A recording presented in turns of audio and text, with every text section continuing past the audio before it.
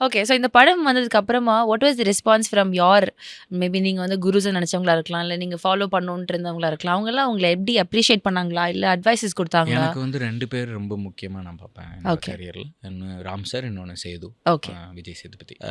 இப்போ ராம் சார் வந்து கால் பண்ணி, "எனக்கு படம் ரொம்ப புடிச்சிருக்கு. எனக்கு சூப்பரா இருக்குன்னு" சொன்னாரு. அண்ட் அவர் இதான் சொன்னாரு, "இது வந்து டிஃப்ரெண்ட்டான ட்ரீட்மெண்ட் வரும்." இன்னொன்னு இந்த ரைட்டிங் ப்ராசஸ்ஸே அவர்னால தான் வந்தது. அவர் எப்பயுமே என்ட்ட சொல்லிட்டே இருப்பாரு, "ஃபர்ஸ்ட் ஆக்ட் இல்லாம படம் பண்ணணும். அதுக்கு நம்ம ரெடி ஆகணும், அது ரெடி ஆகணும்னு" சொல்லுவாரு. So that's the try. இந்த ஓகே. படம் வந்து ஃபர்ஸ்ட் ஆக்ட் இல்ல. நேரா கான்ஃப்ளிக்ட்ல ஆரம்பிக்குது அப்படின்னா, so that's because of him. அவர் தான் என்ன படம் பார்க்குற விதத்த மாத்துனாரு. புத்தகத்த இன்ட்ரோடியூஸ் பண்றாரு. இது எல்லாமே ஸோ அவரு சொன்னாரு. அப்புறம் சேது முந்தாநேத்து நைட்டு கால் பண்ணி பயங்கரமா பேசினாரு. எனக்கு அது ரொம்ப, "நண்பா நீ பயங்கரமா பண்ணிட்டடா. வேற லெவல்ல பண்ணிட்டடா. எனக்கு ரொம்ப பிடிச்சிருந்துச்சுடா.